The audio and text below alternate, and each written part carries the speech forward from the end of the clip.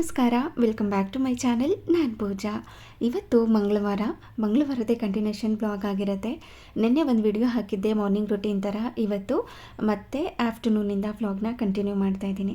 ಸ್ವಲ್ಪ ಬಟ್ಟೆ ಎಲ್ಲ ವಾಶ್ ಮಾಡೋದಕ್ಕೆ ಹಾಕಿದ್ದೆ ಅಲ್ವಾ, ಅದನ್ನೆಲ್ಲ ಒಣಗಾಕ್ಬಿಟ್ಟು ಬಂದು ಇನ್ನೊಂದು ಸ್ವಲ್ಪ ಡ್ರೈ ಕ್ಲೀನಿಗೆ ಕೊಟ್ಟಿದ್ದೆ, ಅದೆಲ್ಲವೂ ಕೂಡ ಬಂದಿತ್ತು. ಅದನ್ನೆಲ್ಲ ನೀಟಾಗಿ ಮಡಚಿ ಎತ್ತಿಟ್ಕೋತಾ ಇದ್ದೀನಿ. ಹಾಗೆ ಸ್ವಲ್ಪ ಬಟ್ಟೆ ಒಣಗಾಕಿದ್ದೆ ಅಲ್ವಾ, ಅದು ಸಹ ಒಣಗಿತ್ತು, ಅದನ್ನು ಕೂಡ ಮಡಚಿ ಎತ್ತಿಟ್ಕೊಂಡಿದ್ದೀನಿ. ಅವರು ನೀಟಾಗಿ ಮಡ್ಚ್ಕೊಟ್ಟಿರ್ತಾರೆ, ಆದರೆ ನಮ್ಗೆ ಹೆಂಗೆ ಬೇಕೋ ಆ ಥರ ಮಡ್ಚ್ಕೊಂಡ್ರೆ ಸಮಾಧಾನ ಅಲ್ವಾ. ಹಾಗಾಗಿ ನನಗೆ ನಾನು ಯಾವ ಥರ ಮಡ್ಚ್ಕೊಂಡು ಈ ವಾರ್ಡ್ರೋಬಲ್ಲಿ ಇಟ್ಕೋತೀನಲ್ವ, ಅದೇ ಥರನೇ ಮಡಚಿ ಸ್ಟೋರ್ ಮಾಡ್ಕೋತೀನಿ. ಸೆಪ್ರೇಟಾಗಿ ಇವಾಗ ಬ್ಲೌಸ್ಗಳನ್ನ ಇಟ್ಕೋತಾ ಇದ್ದೀನಿ. ಲಾಸ್ಟ್ ಟೈಮ್ ಮಡಚಿ ಇಟ್ಕೊಂಡಾಗ ಸೀರೆ ಒಳಗಡೆನೇ ಇಟ್ಕೊಂಡಿದ್ದೆ. ಇವಾಗ ಸೆಪ್ರೇಟಾಗಿ ಇಡೋಣ ಅಂತ ಅಂದ್ಕೊಂಡು ಇವಾಗ ಸೆಪ್ರೇಟಾಗಿಯೇ ಬ್ಲೌಸ್ನ ಮಡಚಿಟ್ಟು ಸೀರೆನೇ ಇನ್ನೊಂದು ಕಡೆ ಎತ್ತಿಡೋಣ ಅಂತ ಅಂದ್ಕೊಂಡಿದ್ದೀನಿ. ಹಾಗೆ ಸ್ವಲ್ಪ ಬಟ್ಟೆ ವಾಶ್ ಮಾಡೋದಕ್ಕೆ ಹಾಕಿದ್ದೆ ಅಲ್ವಾ, ಅದೆಲ್ಲವೂ ಕೂಡ ಇವಾಗ ಬೇಗನೆ ಒಣಗೋಗ್ಬಿಡುತ್ತೆ. ಸಮ್ಮರ್ ಆಗಿರೋದ್ರಿಂದ ಅಷ್ಟು ಬಿಸಿಲಿರುತ್ತೆ. 1-2 ಗಂಟೆ ಇದ್ದರೆ ಸಾಕು, ಆಲ್ರೆಡಿ ಮಷೀನಲ್ಲೇ ಸ್ವಲ್ಪ ಡ್ರೈ ಆಗಿರುತ್ತೆ. ಸ್ವಲ್ಪ ಗಾಳಿಗೆ ಹಾಕಿದ್ರೂ ಕೂಡ ಒಣಗೋಗ್ಬಿಡುತ್ತೆ. ಆ ಥರ ಇತ್ತಲ್ವಾ, ಸೊ ಹಾಗಾಗಿ ಅದು ಕೂಡ ಒಣಗಿತ್ತು. ಹಾಗಾಗಿ ಮಡಚಿ ಎತ್ತಿಟ್ಕೋತಾ ಇದ್ದೀನಿ. ಬಟ್ಟೆ ಮಡಚೋದು ಅಂದರೆ ಹಾಗಲ್ಲ, ಆದರೆ ಇನ್ನೊಂದು ಬ್ಯಾಚ್ ಹಾಕಿದ್ನಲ್ವ ಬಟ್ಟೆ ವಾಶ್ ಮಾಡೋದಕ್ಕೆ, ಹಾಗಾಗಿ ಬೇಕಾಗುತ್ತೆ. ಒಂದೇ ಸತಿ ಜಾಸ್ತಿ ಬಟ್ಟೆಗಳಾಗ್ಬಿಡ್ತು ಅಂದರೆ ಟೈಮ್ ಜಾಸ್ತಿ ತೊಗೊಳುತ್ತೆ. ಮಡ್ಚೋವಾಗಲೂ ನಮಗೂ ಕೂಡ ಬೋರ್ ಆಗುತ್ತೆ ಅಂತ ಮೊದಲಿಗೆ ಸ್ವಲ್ಪ ಏನು ಬಟ್ಟೆ ಇತ್ತು ಅದನ್ನು ಮಡಚಿಟ್ಟು ಇನ್ನೊಂದು ಸ್ವಲ್ಪ ಬಟ್ಟೆ ಏನು ವಾಶ್ ಮಾಡೋದಕ್ಕೆ ಹಾಕಿದ್ದೆ ಅದನ್ನು ಇನ್ನೊಂದು ಸರಿ ಮಡಚಿಡೋಣ, ಅಂದರೆ ಒಣಗಿದ ನಂತರ ಸಾಯಂಕಾಲ ಮಡಚಿಡೋಣ ಅಂತ ಅಂದ್ಕೊಂಡು ಈ ಥರ ರೆಡಿ ಮಾಡ್ಕೋತಾ ಇದ್ದೀನಿ. ಈ ವಾರ್ಡ್ರೋಬ್ನ ನಾವು ಎಷ್ಟೇ ಕ್ಲೀನ್ ಮಾಡಿಕೊಂಡು ಎಷ್ಟೇ ನೀಟಾಗಿ ಇಟ್ಕೊಂಡ್ರೂ ಕೂಡ ಎಲ್ಲಿಗಾದ್ರೂ ಹೋಗೋ ಟೈಮ್ನಲ್ಲಿ ತೆಗೆದು ಎಸ್ತು ಏನೇನೋ ಮಾಡಿಬಿಟ್ಟು ಹೋಗ್ಬಿಟ್ಟಿರ್ತೀವಿ. ಹಂಗಾಗ್ಬಿಟ್ಟಿರುತ್ತೆ. ಎಷ್ಟೇ ನೀಟಾಗಿ ಮೇಂಟೈನ್ ಮಾಡಿದ್ರೂ ಹೋಗೋ ಟೈಮ್ನಲ್ಲಿ ಈ ಥರ ಒಂದೊಂದು ಕಡೆ ಇಟ್ಬಿಟ್ಟು ಹೋಗ್ಬಿಟ್ಟಿರ್ತೀವಿ. ಬಂದು ನೀಟಾಗಿ ಇಟ್ಕೊಂಡ್ರಾಯ್ತು ಹಾಗೆ ಹೀಗೆ ಅಂತ ಅಂದ್ಕೊಂಡು ಮತ್ತೆ ಬಂದು ನೋಡಿದಾಗ ನಾವು ಹುಡುಕ್ತಾ ಇರೋದು ಸಿಕ್ಕಲಿಲ್ಲ ಅಂದಾಗ ಮತ್ತೆ ಎಲ್ಲ ಬಟ್ಟೆನೂ ತೆಗೆದೇಸಿಯೋದು ಮತ್ತು ಡಂಪ್ ಮಾಡೋದು, ಈ ಥರ ಆಗಿಬಿಡ್ತಾ ಇದೆ. ಮತ್ತು ವಾರ್ಡ್ರೋಬ್ನ ಇವಾಗ ನೀಟಾಗಿ ಆರ್ಗನೈಸ್ ಮಾಡ್ಕೋಬೇಕು. ಈ ಆರ್ಗನೈಸ್ ಮಾಡ್ಕೊಳ್ಳೋದು ಕೂಡ ತುಂಬ ಕಷ್ಟ ಅನಿಸ್ತಿರತ್ತೆ. ಈ ಬಟ್ಟೆ ಮಡ್ಚೋ ಥರನೇ ಸ್ವಲ್ಪ ಆಗ್ಬಿಡುತ್ತೆ. ಅದು ಹೆಂಗೆಂಗೋ ಇರುತ್ತಲ್ವ, ಮತ್ತು ಅದನ್ನೆಲ್ಲ ಮಡಚಿ ಮತ್ತೆ ಎತ್ತಿಟ್ಕೊಳ್ಳೋ ಅಷ್ಟರಲ್ಲಿ ಒಂದು ದಿನನಾದರೂ ಬೇಕಾಗುತ್ತೆ. ಮತ್ತು ಅದು ಯಾವಾಗಲಾದ್ರೂ ಟೈಮ್ ನೋಡಿಕೊಂಡು ಒಂದಿನ ಫ್ರೀ ಮಾಡಿಕೊಂಡು ಆರ್ಗನೈಸ್ ಮಾಡ್ಕೋಬೇಕು ಅಂತ ಅಂದ್ಕೊಂಡಿದ್ದೀನಿ. ನಿಮಗೂ ಹೀಗೆ ಆಗುತ್ತಾ? ನೀಟಾಗಿ ಆರ್ಗನೈಸ್ ಮಾಡೇ ಇಟ್ಕೊಂಡಿರ್ತೀರಾ? ಯಾವಾಗಲೂ ಆರ್ಗನೈಸ್ಡಾಗೇ ಇರ್ತೀರಾ? ಇಲ್ಲ ಈ ಥರ ಕೆಲವೊಂದು ಸಾರಿ ಆಗುತ್ತಾ ಅಂತ ಕಮೆಂಟ್ ಮಾಡಿ ತಿಳಿಸಿ. ನನಗಂತೂ ಎವ್ರಿ ಟೈಮ್ ಹೀಗೇ ಆಗೋದು. ಆದ್ರೂ ಕೂಡ ನೀಟಾಗಿರೋದಕ್ಕೆ ಪ್ರಯತ್ನ ಪಡ್ತಾ ಇರ್ತೀನಿ, ಆದರೂ ಕೂಡ ಆಗೋದಿಲ್ಲ. ಇವಾಗ ಬಟ್ಟೆನೂ ಕೂಡ ಹಾಕ್ಬಿಟ್ಟು ಬಂದು ಲಂಚ್ಗೋಸ್ಕರ ಅಂತ ನುಗ್ಗೆಕಾಯಿ ಮತ್ತು ಮಾವಿನಕಾಯಿನ ಹಾಕಿ ಸಾಂಬಾರನ್ನ ಮಾಡ್ತಾಯಿದ್ದೀನಿ. ಎಳೆ ನುಗ್ಗೆಕಾಯಿ ತುಂಬ ಚೆನ್ನಾಗಿತ್ತು. ಯಾರೋ ಊರಿಂದ ಕೊಟ್ಟು ಕಳಿಸಿದ್ರು, ಅಮ್ಮನ ಫ್ರೆಂಡು. ಸೊ ಹಾಗಾಗಿ ತಂದಿದ್ದಿನೇ ಮಾಡಿಬಿಡೋಣ, ಚೆನ್ನಾಗಿರುತ್ತೆ. ಮತ್ತು ಫ್ರಿಜ್ನಲ್ಲಿಟ್ಟರೆ ಸ್ವಲ್ಪ ಬೆಂಡು ಥರ ಆಗೋದು ಆ ಥರ ಎಲ್ಲ ಆಗಿಬಿಡುತ್ತೆ. ತಂದಿನೇ ಮಾಡಿಕೊಂಡ್ರೆ ಚೆನ್ನಾಗಿರುತ್ತೆ ಅಂತ ಈ ಥರ ನುಗ್ಗೆಕಾಯಿ ಮತ್ತು ಮಾವಿನಕಾಯಿನ ಹಾಕಿ ಬೇಳೆ ಸಾಂಬಾರನ್ನ ಮಾಡ್ತಾಯಿದ್ದೀನಿ. ಬೇಳೆ ಸಾಂಬಾರು ಬಹಳ ರುಚಿಯಾಗಿ ಬರುತ್ತೆ. ನುಗ್ಗೆಕಾಯಿ ಮಾವಿನಕಾಯಿ ಹಾಕಿ ಮಾಡಿಕೊಂಡ್ರೆ ತುಂಬ ಅಂದರೆ ತುಂಬ ಸಿಂಪಲಾಗಿ ಮಾಡ್ಕೋಬೋದು. ಟೇಸ್ಟ್ ಮಾತ್ರ ನೆಕ್ಸ್ಟ್ ಲೆವೆಲಲ್ಲಿರುತ್ತೆ. ಯೂಶಲಾಗಿ ನುಗ್ಗೆಕಾಯಿ ಹಾಕ್ಕೊಂಡ್ರೆ ಬೇಳೆ ಸಾಂಬಾರು ರುಚಿಯಾಗಿಯೇ ಬರುತ್ತೆ. ಅದ್ರ ಜೊತೆ ಸೀಸನಲ್ಲಿ ಸಿಗುವಂಥ ಮಾವಿನಕಾಯಿ ಹಾಕ್ಕೊಂಡ್ರೆ ಇನ್ನೂ ಟೇಸ್ಟಿಯಾಗಿರುತ್ತೆ. ಇವಾಗ ನುಗ್ಗೆಕಾಯಿನ ಚೆನ್ನಾಗಿ ಆಲ್ರೆಡಿ ವಾಶ್ ಮಾಡಿ ಇಟ್ಕೊಂಡಿದ್ದೆ. ಈ ಥರ ಸಿಪ್ಪೆ ತೆಗೆದಿಟ್ಕೊಂಡಿರ್ತೀನಿ. ಸ್ವಲ್ಪ ಅಂದರೆ ಕಟ್ ಮಾಡ್ಕೊಳ್ಳುವಾಗ ಸ್ವಲ್ಪ ನಾರು ಥರ ಇರುತ್ತಲ್ವ, ಅದನ್ನೆಲ್ಲ ತೆಗೆದಿಟ್ಟಿರ್ತೀನಿ. ಅದನ್ನೇ ಈ ಥರ ಕಟ್ ಮಾಡ್ಕೊಂಡು ಎತ್ತಿಟ್ಕೊಂಡಿದ್ದೀನಿ. ಇನ್ನು ಬೇಳೆ ಸಾಂಬಾರು, ಯಾವುದೇ ಬೇಳೆ ಸಾಂಬಾರು ಮಾಡಲಿ ಅದಕ್ಕೆ ಸಾಂಬಾರು ಈರುಳ್ಳಿ ಹಾಕ್ಕೊಂಡ್ರೆ ಬಹಳ ರುಚಿಯಾಗಿ ಬರುತ್ತೆ. ಹಾಗಾಗಿ ಇವತ್ತು ಸಣ್ಣ ಈರುಳ್ಳಿನೇ ಅಂದರೆ ಸಾಂಬಾರು ಈರುಳ್ಳಿನೇ ಹಾಕಿ ಸಾಂಬಾರನ್ನ ಮಾಡ್ತಾಯಿದ್ದೀನಿ. ನನಗೆ ಸಾಂಬಾರು ಈರುಳ್ಳಿ ಇಷ್ಟ ಹಾಕೋದಕ್ಕೆ ಸಾಂಬಾರುಗಳಿಗೆ, ಆದರೆ ಸಿಪ್ಪೆ ಬಿಡಿಸೋದಿದೆಯಲ್ಲ ಅದು ಸ್ವಲ್ಪ ತಲೆನೋವು ಅಂತ ಅನಿಸುತ್ತೆ. ನಾರ್ಮಲ್ ಈರುಳ್ಳಿ ಆದರೆ ದೊಡ್ಡದಿರುತ್ತೆ, ಜಸ್ಟ್ ಒಂದು 10 ಸೆಕೆಂಡಲ್ಲಿ ಸಿಪ್ಪೆನ ತೆಗೆದುಬಿಡ್ಬೋದು. ಆದರೆ ಈ ಸಣ್ಣ ಈರುಳ್ಳಿ ಸಾಂಬಾರು ಈರುಳ್ಳಿನಲ್ಲಿ ಸಿಪ್ಪೆ ತೆಗೆಯೋದು ಬಹಳ ಕಷ್ಟ. ಯಾವಾಗ್ಲೂ ಅದು ಈಸಿಯಾಗಿ ಬರೋದೇ ಇಲ್ಲ, ತುಂಬ ಕಷ್ಟ ಆಗುತ್ತೆ ಚಿಕ್ಕ ಈರುಳ್ಳಿನಲ್ಲಿ ಸಿಪ್ಪೆ ತೆಗೆಯೋದು. ಈ ಥರ ಎಕ್ಸ್ಪೀರಿಯೆನ್ಸ್ ಯಾರಿಗಾದರೂ ಆಗಿದೆಯಾ ಅಂತ ಕಮೆಂಟ್ ಮಾಡಿ ತಿಳಿಸಿ. ಅದನ್ನು ಸ್ವಲ್ಪ ಈಸಿ ಮಾಡ್ಕೊಳ್ಳೋಣ ಅಂತ ನೀರಿನಲ್ಲಿ ನೆನೆಸಿಟ್ಕೊಂಡಿರ್ತೀನಿ, ಆವಾಗ ತುಂಬ ಈಸಿಯಾಗಿ ತೆಗಿಬೋದು ಅಂತ. ಚಿಕ್ಕ ಈರುಳ್ಳಿನಲ್ಲಿ ಸಿಪ್ಪೆ ತೆಗೆಯುವಾಗ ಪುಟ್ ಸಿಪ್ಪೆ ಇರುತ್ತಲ್ವ, ಆ ಕಡೆ ಈ ಕಡೆ ಹೋಗೋ ಚಾನ್ಸಸ್ ಇರುತ್ತೆ. ಅದಕ್ಕೋಸ್ಕರ ನೀರಿನಲ್ಲಿ ನೆನೆಸಿಟ್ಟು ಅದಾದ ನಂತರ ಸಿಪ್ಪೆನ ತೆಕ್ಕೋತೀನಿ, ಈಸಿಯಾಗಿ ಬರುತ್ತೆ. ಯಾರಿಗಾದ್ರೂ ಬೇರೆ ಟಿಪ್ಸ್ ಏನಾದರೂ ಇದ್ದರೆ ಕಮೆಂಟ್ ಮಾಡಿ ತಿಳಿಸಿ. ಈ ಪುಟ್ಟಿ ಈರುಳ್ಳಿನಲ್ಲಿ ಸಿಪ್ಪೆ ತೆಗೆಯೋ ಟ್ರಿಕ್ಸ್ ಏನಾದರೂ ಇದ್ದರೆ. ಹಾಗೆಯೇ ಇಲ್ಲಿ ಕರಿಬೇವಿನ ಸೊಪ್ಪು, ಟೊಮ್ಯಾಟೊ ಮತ್ತು ಈ ಕೊತ್ತಂಬರಿ ಸೊಪ್ಪು ಇದನ್ನೆಲ್ಲ ರೆಡಿ ಮಾಡ್ಕೋತಾ ಇದ್ದೀನಿ. ಕಟ್ ಮಾಡಿ ಇಟ್ಕೊಂಡ್ಬಿಡ್ತು ಅಂದರೆ ಆರಾಮಾಗಿ ಸಾಂಬಾರನ್ನ ಮಾಡ್ಕೋಬೋದು ಅಂತ. ಹಾಗೆಯೇ ಬೇಳೆನೂ ಕೂಡ ಬೇಯೋದಕ್ಕೆ ಇಟ್ಕೊಂಡಿದ್ದೆ. ಆಲ್ರೆಡಿ ಅದು ಬೆಂದಿತ್ತು, ಅದು ಕೂಲಾಗಿ ಚೆನ್ನಾಗಿ ಮ್ಯಾಶ್ ಮಾಡ್ಕೋಬೇಕು.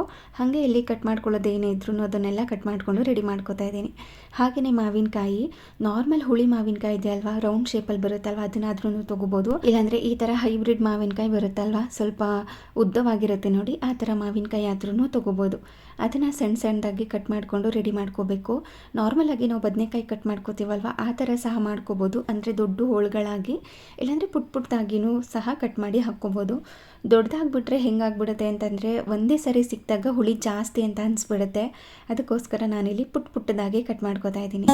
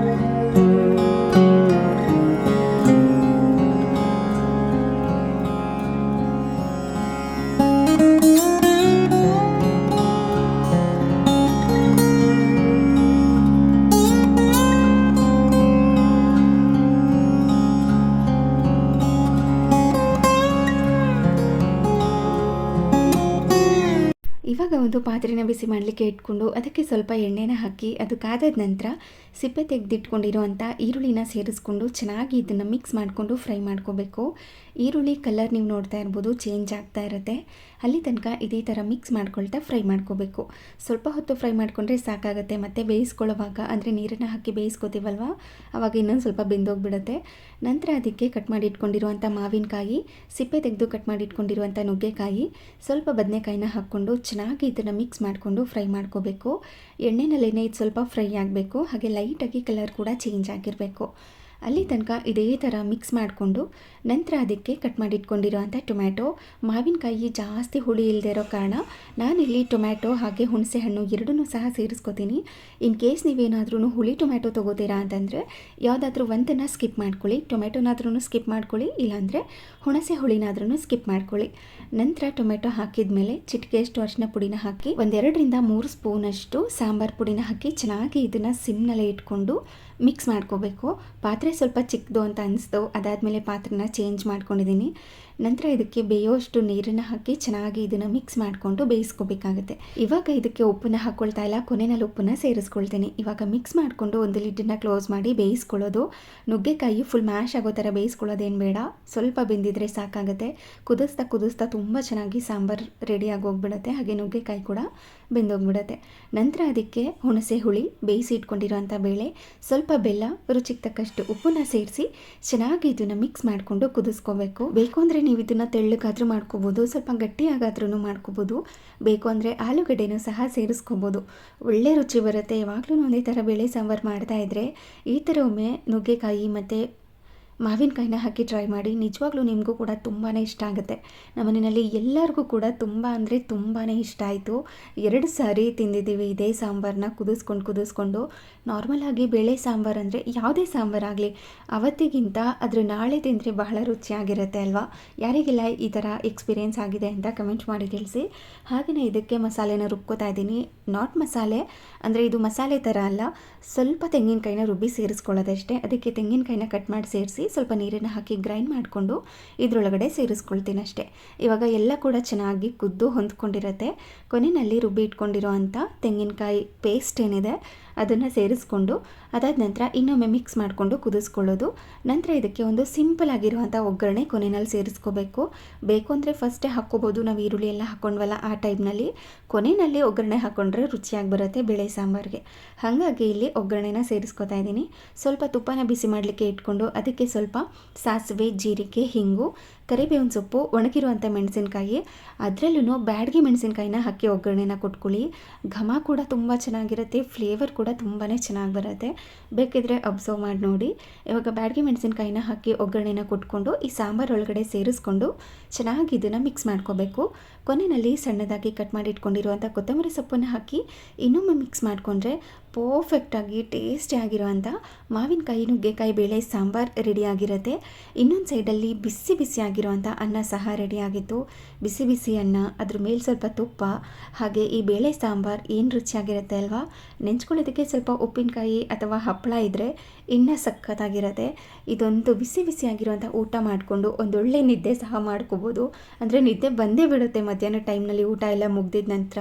ಅದರಲ್ಲೂ ಕೂಡ ಬಿಸಿ ಬಿಸಿ ಊಟ ಅಂತೂ ಆಗಿಬಿಟ್ರೆ ನಿದ್ದೆ ಅಂತೂ ಮಾಡಲೇಬೇಕು. ಇವಾಗ ತುಪ್ಪನ ಹಾಕಿ ಸರ್ವ್ ಮಾಡ್ತಾಯಿದ್ದೀನಿ. ಕಲರ್ ಕೂಡ ಪರ್ಫೆಕ್ಟಾಗಿ ಬರುತ್ತೆ. ನೀವು ಯಾವ ಸಾಂಬಾರು ಪುಡಿನಾದ್ರೂ ಹಾಕ್ಕೋಬೋದು.